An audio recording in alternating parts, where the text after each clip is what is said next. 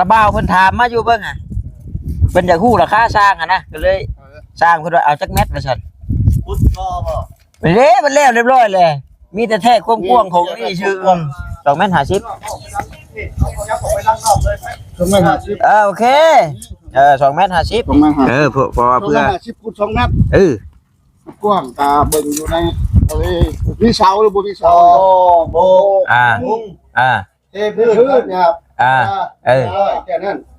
เท่าไร7 ล้านโอเค7 ล้านเอาผู้น้ำบ่เป็นต่อเลยท่านคอยบอกเพื่อต่อเขาบอก8 ล้านอันนี้เว้าบนเฮ็ดเนาะบนเฮ็ดเข้าใจบ่หน่อยว่าเพิ่นเว้ากันทางเรื่องหยังของน้ได้ยินอยู่เถอะเนาะเดี๋ยวโซตายเลย7 ล้านนี่โซตายเลย7 ล้านนี่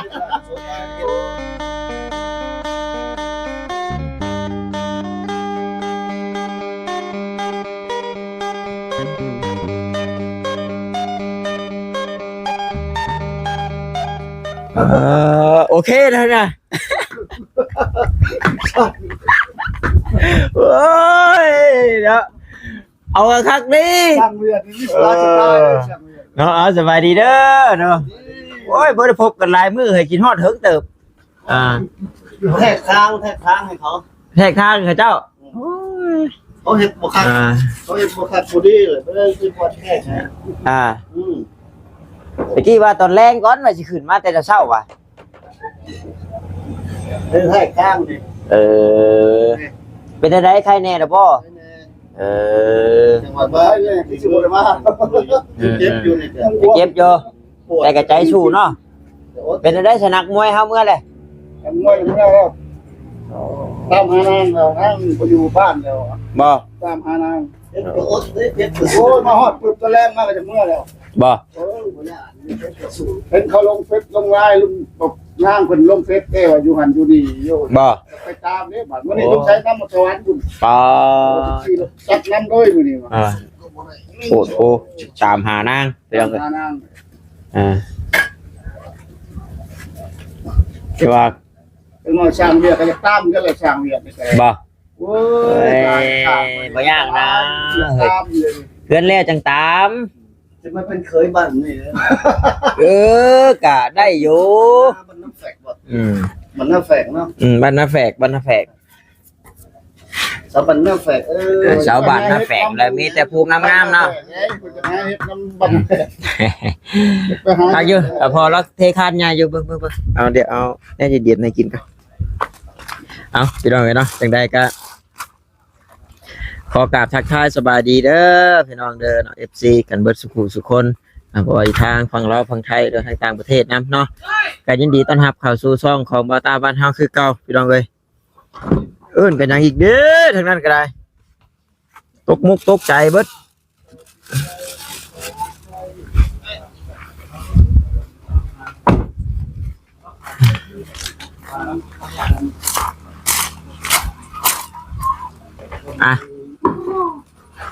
คือได้ยินว่าเติมลาย M เลยใช่ไหมขอบคุณครับฮะบ่น้ำดื่มบริสุทธิ์ฮะอยากได้เนาะ2นะไม่ได้จังกินโอ้ยใจกับใจน้ำหลายthank youหลายเลยครับมื้อนี้จากไทยจากเวียดจากลาวพี่น้องผสมผสานกันถูกพึกบ่โดนค่ะไอ้เวียดมาซอยอะไรบ่เกินอีก3 มื้อไปโอ้ยบ่ถึงเนาะ3 มื้อบ่ถึงเนาะมื้อแม่นบ่แล้วโอ้ไปพักผ่อนนะกะเรื่อยอันถามก่อนสมมุติว่าเฮ็ดห้องน้ำนี่ราคาสร้างเท่าไหร่นี่ของน้ำจักเม็ดยาวจักเม็ดมีผู้ใดถามแล้วบ่เรื่องน้ำยังบ่ไปมาเบิ่งมาเบิ่งอยู่มาเบิ่งถืออยู่แมทน่ะถืออยู่แมทน่ะแล้วมันจากได้แมทน่ะนะแมทนั่นแหละเอาจักเม็ด2 เม็ดว่าแล้วปอโทอะไรเนี่ยโอเคปัดซ้ายน้อง เรื่องของน้ำจังไดก็ เรื่องของน้ำ เออ นี่ ฮะ เรื่องเอาหาดยังหยุดกันนะ หยุดก่อนเออ เพื่อนดิ โอเคจ้ะมีอันระบ้าวเพิ่นถามมาอยู่เบิ่งอ่ะเพิ่นอยากฮู้ราคาสร้างอ่ะนะก็เลยสร้างเพิ่นว่าเอาจักเม็ดว่าซั่น พุทธก็บ่ มันแล้วเรียบร้อยเลยมีแต่แท้กว้างๆของนี่ชื่อ ทางเก็บนะ เดี๋ยวนี้แล้วนี่อันเจ้าประมาณทั้งที่น่ะมาเบิ่งเอา2 เมตร 50ได้บ่2 เมตรน่ะ2 เมตร 50บ่กว้างพูดพอยับเข้ามา 3 เมตรอยู่นี่3 เมตร บ่เอา2 เมตร 50 2 เมตร 50 เอายับออกไปด้านนอกเลย2 เมตร 50 โอเค2 เมตร 50นี่ ที่ไว้ใน เด้อเบิ่งนี่มาทางนี้บัดนี้กว้างก็2 เมตร 50นี่โอ้กว้างพูดบ่กว้างพูด ช่องนี้อีก เบิ่งยับเข้าไป แล้วช่องนั้นหาจิ้มจะไปจีเดียนมันพ้นเลยแล้ว โอเคมึงด้วย เม็ดเอาไทยเอาไทย 2ลองอยู่หันบ่2ว่าหาบ่กว้างบ่ห้อมหรอกเนาะจำนี้เนาะ มันนี่กว้างมันนี่แม่น50ก็กว้างอยู่เด้ แม่น50บ่มาหา เอามาเบิ่ง จะลองเข้าเบิ่งเอาก็ดึงเบิ่งซื่อดอกพี่น้องเนาะอันนี้บ่โอ้พอดีใช่นี่เนาะ หอม น่าเฮาว่า2 เมตรนั่นแหละครับ ห่วยแม่น50นี่ก็ถือว่า ถือว่าเติบได้เนาะ กว้างมันนี่2 เมตรกว้างแม่น50แล้วเบิ่งมันก็เป็นลูกเป็นทรงงามอยู่ได้ก็ว่าคุณเม็ด2 เมตรคูณ2 เมตรกว้าง ยันว่า2 เมตร 50คูณ2 เมตรสินะ อะไรอีกครับ ได้กันเนาะลื่นกัน50เนาะอันนี้ก่อน แต่ผู้มักไปเลยคือกัน อันนี้แล้วยามดอกตัวนี้แต่ว่าสมมุติว่าใหญ่ซำนี้ค่าสร้างเท่าไหร่เพิ่นว่า ใหญ่จังได๋ นี่แล้วนี่ 2 เมตรคูณเมตร50 2 เมตร50คูณ2 เมตรนี่ 2 เมตร50 เพราะว่าเพื่อ 50คูณ2 เมตร กว้างตาเบิ่งอยู่ในอะไรมีเสาหรือบ่มีเสานี่ จังว่าน่ะ ตั้งเสาโอ้บ่ อยู่หน้ามีบ่เนาะอยู่หน้าบ่มีติ บ่ได้แจกเจ้าได้ บ่ได้ใส่เสา ก็แล้วแต่ ทั้งต่อทั้งโบกทั้งหยังบ่ทั้งมุ้งทั้งหยังครบ เม็ดเช็ด เม็ดเช็ด ฮะ เป็นเช็ดป่ะแล้วเลยแล้วกับสร้างเลย 10 ล้านโอ้สร้างเบียดออกมาดิเด้อ เวียดนามเอาหลายพวกเวียดนามบ่ได้เว้ย นี่ทีม เอาสิ เป็น บ่สร้า น้าง เอ้ย บ่เพิ่นก็ว่าหยอกเนาะบ่พอเพิ่นก็ยังบ่ได้ว่านู่นนี่นั่นดอกบ่แม่นระเบ้าเพิ่นให้เอิ้นเพิ่นระเบ้าเพิ่นให้อันทาเบิ่งอ่ะนะ มันอยู่ในราวๆ6ล้านหรือ7ล้านนี่ประมาณนี้ ไม่เช็ดเลยเนาะ แม่น มื้อนึงซะเนาะบ่ง่ายมื้อนึงซะ มื้อนึงก็ได้นะ โย6 ล้านแหละกลมๆซะ ตัวก็บ่มีเสาเนาะ บ่ อยู่เสาโลบ่มีโล บ่มีกะโลซำติดกะโลเฮาก็ยังว่ากันใหม่นะ คือธรรมดา เทธรรมดาสาบ ก็มุ้ง แล้วก็เทอ้อมข้าง แล้วก็โบก นั่นแหละ อยู่ในลาวๆน่ะก็อยู่ บ่แล้วเอาที่สบายใจช่างแล้วไปนั่งเว้าใกล้ๆกันกับช่างเวียดผมจังฮู้ได้ยินนำกัน ช่างเรียกไอ้พ่อนำนี่เนาะ บางทีช่างเวียดเพิ่นก็จะบ่ได้เด้เนาะจิ้วอ้อยน้อยๆอีกหน่อยโทน้อยสบายดีฮะ อันก็เท่าไหร่คูณเท่าไหร่2 เมตรคูณ2 เมตร50ก็โบกมุ้งเทพื้นนะครับแค่นั้น เท่าไร 7 ล้าน 7 ล้านโอเค7 ล้าน เอาผู้ในน้ำผู้ที่แต่บ่ต่อเลยท่านซอยว่าเพื่อต่อเขาบอก8 ล้าน อันนี้เว้าบนเฮ็ดเนาะบนเฮ็ดเข้าใจอยู่บ่หน่อยว่าเพิ่นเว้ากันทางเรื่องหยัง ของน้ ได้ยินอยู่แถวเนาะเดี๋ยว โสตายเลย 7 ล้านนี่โชว์ตายเลย7 ล้านนี่ โซดาเห็น รุดมาได้บ่รุดแน่ รุ่นน้อง นี่ รุดให้น้องนี่ ให้เก่าแล้วเอาไก่มาต้มคู่มือเลยรถไถ ได้มีปัญหาได้ ไก่ต้มไก่คู่มือแล้วก็อยากไปยกเก้าว่าเฮ็ดให้กินแล้วก็รถไถ6ล้านห้า ได้ รุ่นไหนรุ่นล้านหาได้น้อยหาเทนเนาะหอด5แชร์ไก่5ตัวเลยได้5รถ5ตัวได้5มื้อเลย ขาดเลยเนาะ ภายใน6มื้อแล้ว แต่ว่าอย่าลืมไปว่าท่อแท้คุมคิมมันเพิ่นเอาลงมันได้เพิ่นคุดได้แล้วติ ก็ตอนเขาให้เรียบร้อยเขาคิดว่า2ว่าสวงเรียบร้อยตั้งให้วัด นี่แล้วให้มันแล้วแหละ แล้วนั่นซื้อนั่นเดี๋ยวแล้วต่อทอไปเลยจองนั่นสวมให้พี่น้องเนาะถามเบิ่งเธอสมมุติว่าวาสนาหางแล่นก็ได้เนาะแต่วาสนาหางเต่าก็บ่ได้เอาหางแล่นยาวเลยเนาะวาสนาหางเต่านี่โอ้มันสั่นได้ อันนี้คือว่าคือเห็นนี่แล้วก็ยังให้1สุดยอดก็ยังเอาชื่อว่าเอาคือตั้งสวยเว้าหลายได้ลนได้ใช้เป็นตาดำนะเอา6ล้านหาให้มีหยังกินนำกันนี่จะมีหยังกินมาต้มกินนำกันได้เลย6 ล้าน5เป็นบ่บ่แท้บ่หรือบ่แท้บ่นี่เอาได้จัดหน่อยเนาะเอาเนาะ ชุดๆเลยแล้วชุดหกมาได้บ่ เอาอีกเอาแล้วก็สั่งหาแล้วยังมา6อีกโตขึ้นได้อย่าง66นะเอา65กับ66เอา66น่ะได้65โตแล้ว66เนาะ6ล้านดิ6ล้าน6 ล้าน6อ่ะแล้วได้6 ล้าน5เลยบ่ได้6ล้านต่อลง6 ล้านนึงบ่นี่บ่พี่เอา65ไปโซตายมั้ยบ่ได้6ล้านนี่แหละโซตายมั้ยบ่อันก็ยังบ่ได้มีผู้ใดแบบว่าบอกข่าวดีบ่เรื่องยังบ่เพราะว่าทางน้องผัดชัยนั่นยุติแล้วครับเพราะว่าเบิดแล้วงบในส่วนนี้นะแต่ผมบริกิจการมาเข้าน้ำสัมปะอาหารการกินอยู่โดยประมาณและพอดีว่ามืออ้ายขึ้นมาเมื่อแต่ระบาวเพิ่นเนาะระบาวเพิ่นโทรมาเพิ่นเลยถามอ้ายว่าเรื่องเพื่อนน้องน้อยยังขาดเหลืออย่างแน่ว่าซั่นอ้ายก็เลยตอบเพิ่นว่าทำเรื่องเพื่อนนี่ทางเบิ่งก้อนนะเพราะว่างบน้ำบาลีก็มีเกือบว่าจากพ่อผู้ละนะก็เลยยังบ่ฮู้ว่ามันขาดหยังแต่ว่าส่วนที่แบบยังบ่มีงบเฮ็ดดีแม่นห้องน้ำกับไฟฟ้าว่ะ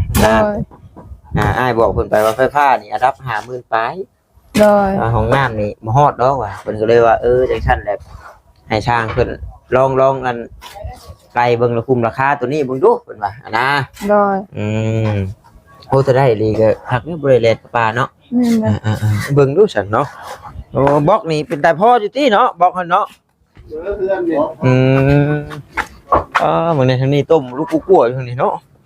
เป่าหน่อยจะได้กินใช่ป่ะนี่เขาเป็นวินเนี่ยมันได้เด้มันเริ่มลุกพากินข้าวหรือเปล่ากินแล้วข้าวกินแต่ข้าวเช้าฮะเดี๋ยวข้าวเช้าเดี๋ยวข้าวเช้าจับให้จับให้เบิ่งเด้อยังเด้อเบิ่งเดี๋ยวสิขีดให้เพิ่นเบิ่งก่อน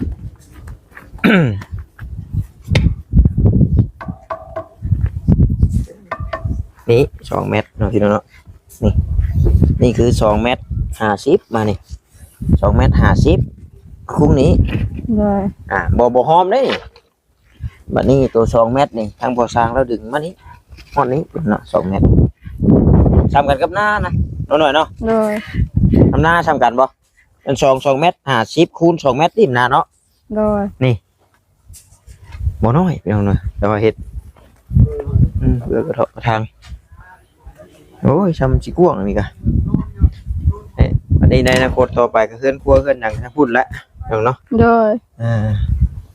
มันก็โอเคอยู่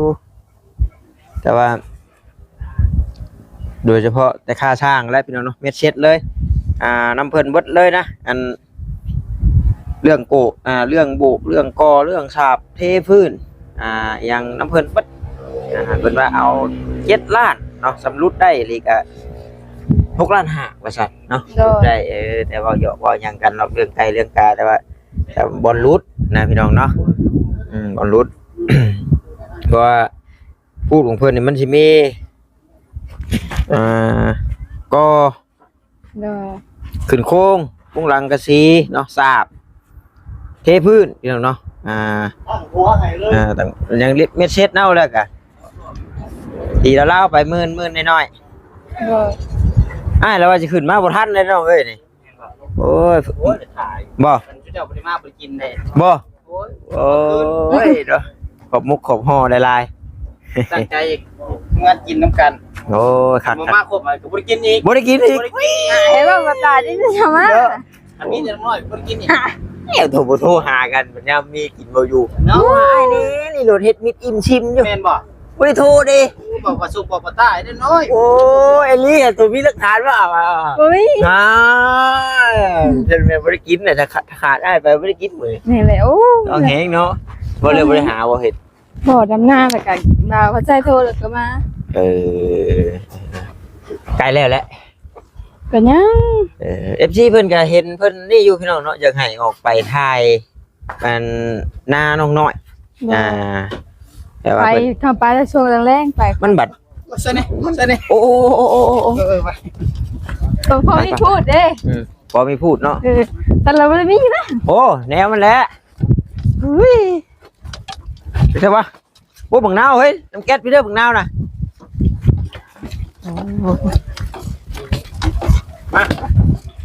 น้ำผัดได้ คัก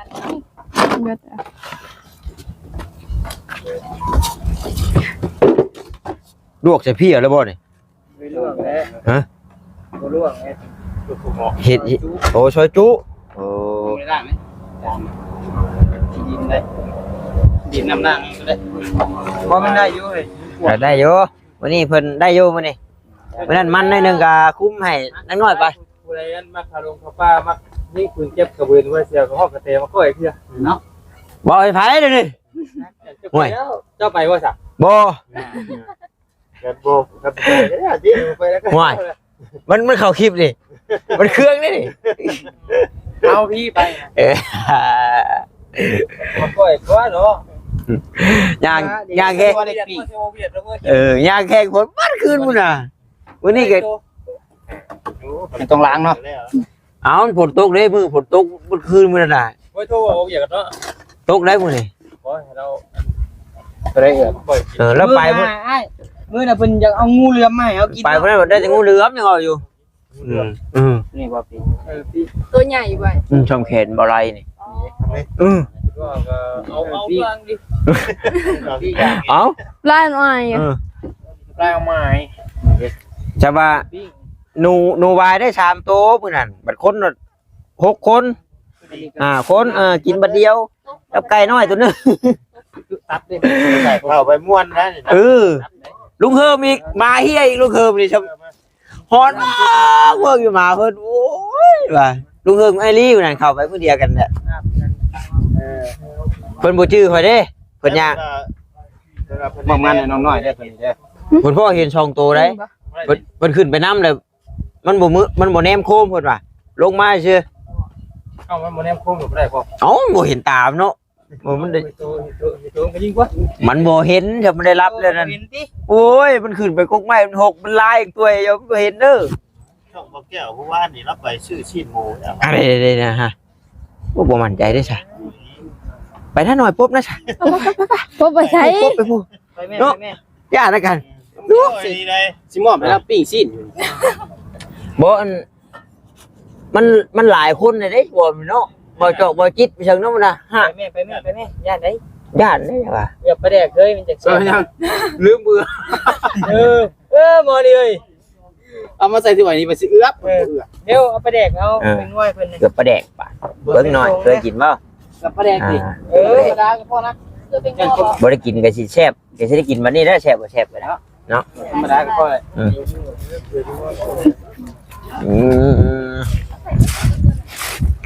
คือพอหันคือได้ยินนะจังว่าบ่ตอกบ่ตอนนะเสียงไว้อยู่ขวดนึงยาวเล็กคือเอาตัวอย่าง ขอบใจเด้อ ตัวเล็กคือตัวอย่างบ่ให้เลยเอาตัวเล็กกันแหละ ขอบใจเข้าใจ นางนี่แล้วไปพูดเขาเจ้าซอยซีด เห็นปะ เอ้าเห็นบ่ช่องบ่แก้วนะ โอ้เห็นแล้วเห็นแล้วนี่ว่า เอาโทรหาบ่เตียงโย เนี่ยพี่น้องโอ้ยเนาะ